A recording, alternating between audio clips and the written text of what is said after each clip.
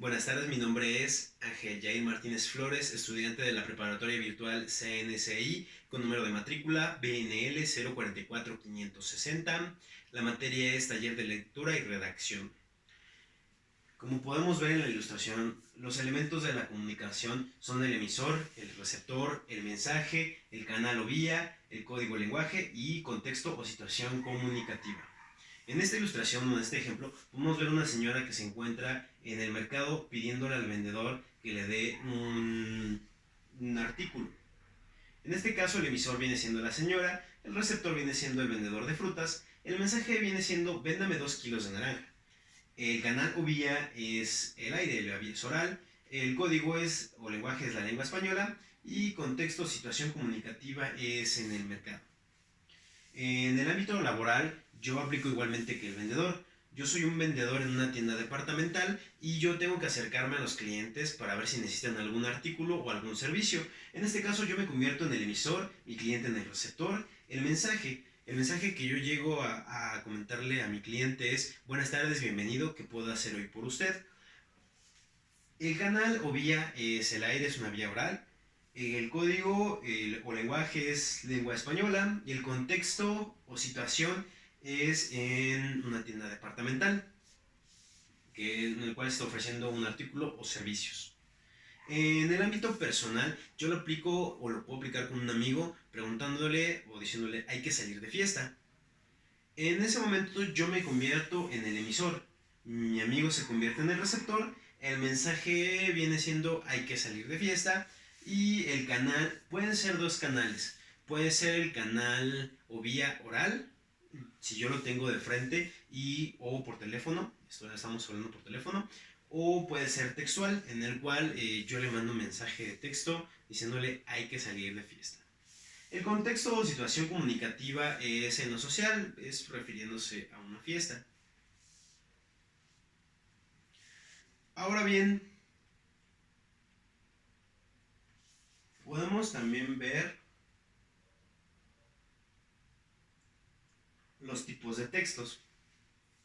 Los tipos de textos que existen son el texto narrativo, que es aquel que relata eventos, historias, cuentos, hechos o mitos, por lo que puede ser ficticio o no ficticio.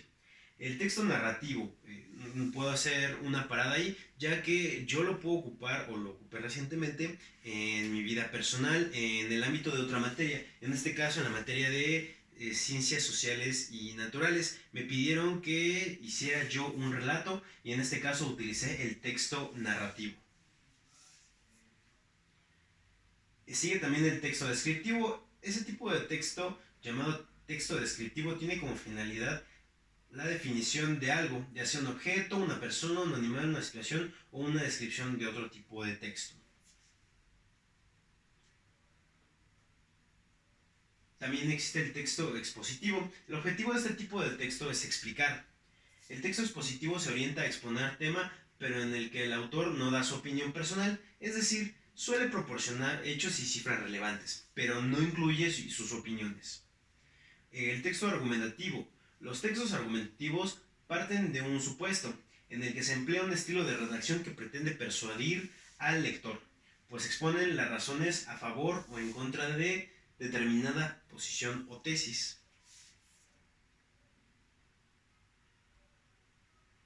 Existe el texto directivo también. El texto directivo incita al lector a que haga alguna cosa, por lo que es un texto instructivo en el cual se explica cómo desarrollar una actividad o llevar a cabo un objetivo. En este tipo de texto también nos paramos tantito. Ese yo lo puedo aplicar en el ámbito laboral, ya que yo trabajo en una tienda departamental, como se los había comentado, en el departamento de juguetería. Y hay casos en los que mis clientes vienen porque no saben cuál es la función de un juguete o porque viene dañado. En este caso, yo utilizo lo que son instructivos. Los instructivos, el tipo de texto que tienen es directivo, ya que nos explica cómo se deben de hacer o pasos a seguir para lograr el objetivo de que el juguete funcione o para entender cómo es que este funciona. Existen textos científicos. Si eres de esas personas que han estudiado en la universidad, seguro que alguna vez has leído un texto científico, que es un tipo de texto que tiene la finalidad de mostrar avances de investigaciones. así como nosotros lo ocupamos en nuestra preparatoria cuando estudiamos sobre algún tema o por ejemplo aquí en taller de lectura y redacción para entender más cómo es que la ortografía nos puede ayudar a mejorar nuestra comunicación. Ahí se ocupan ese tipo de textos. Bien, pasamos a lo que son textos jurídicos. Son empleados en el ámbito judicial, que contienen numerosos tecnicismos, términos antiguos, por ejemplo, del griego o del latín, y un lenguaje formal y conservador. Existen los textos administrativos. Los textos administrativos son similares a los jurídicos. De hecho, suelen denominarse textos jurídicos administrativos. También existen los textos literarios, que son textos con una gran estética literaria, por lo que se consideran obras de arte, como algunos libros que podemos utilizar para pues, nuestro simple entretenimiento o para ayudarnos a estudiar sobre algún tema. Textos humanísticos. Los textos humanísticos son aquellos que versan sobre la temática de las relaciones humanas. Por ejemplo, la filosofía o la sociología, pero que no es formal, como ocurre con los textos científicos. Textos publicitarios. Como su nombre indica, el contenido de estos textos es publicitario y pretende persuadir al lector para que contrate un servicio o realice una compra de un producto. Los copies y los slogans son ejemplos de este tipo de textos. Por último, existen los textos periodísticos y los textos digitales. Los textos periodísticos son aquellos que pretenden informar, aunque también pueden aportar opinión. Textos digitales. Las nuevas tecnologías han permitido que nuestra manera de relacionarnos y comunicarnos hayan cambiado. Este cambio también ha afectado a los textos, que tienen mucho poder en el mundo digital.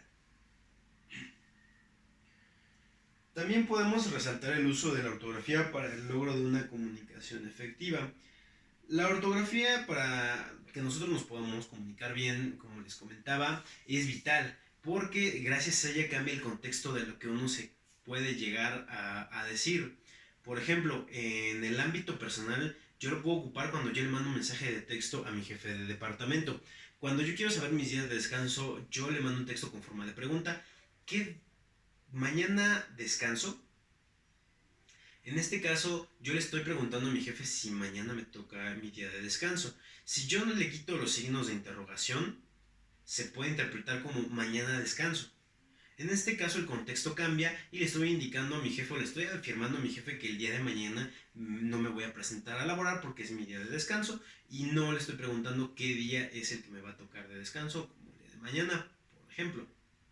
También puede cambiar el contexto preguntándole a mi tía cuando yo llego de mi trabajo en la vida personal, cómo es que se encuentra. Yo llego y le pregunto, ¿cómo estás? Cuando yo pregunto cómo estás, estoy utilizando la interrogación. En este caso, si yo le quito la interrogación y los signos de puntuación, se puede interpretar en cómo estás, señalando a algún objeto, comparándolo. Como si yo dijera, esta laptop es como estas que están aquí. Eso es lo que se quiere llegar a indicar. Y es por eso que los signos de ortografía y los signos de puntuación son muy importantes para resaltar el contexto de lo que nosotros queremos llegar a decir. ¿Cuál es la manera más adecuada para comunicarse tanto de manera verbal como escrita? La manera más adecuada es en lo verbal, el tipo de lenguaje que se está manejando, el contexto de lo que se quiere llegar a decir, ya que el emisor puede no manejar el mismo tipo de lenguaje que tú. Es muy importante investigar si ambos presentan el mismo tipo de lenguaje, porque tal vez a un amigo yo sé que él habla y el lenguaje puede ser oral, pero tal vez me puedo acercar a la calle a alguna persona y esta no puede manejar el lenguaje oral porque tiene alguna discapacidad, pero maneja el lenguaje de señas o un lenguaje braille, si es que es invidente.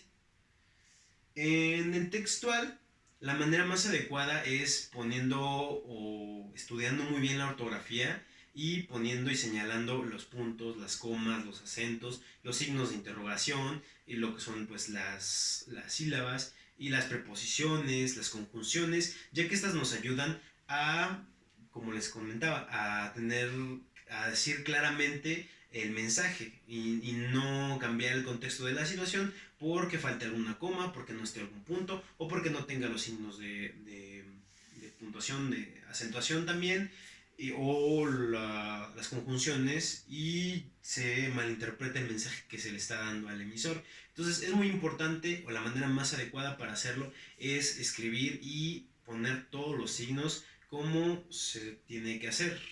En la manera verbal es básicamente lo mismo.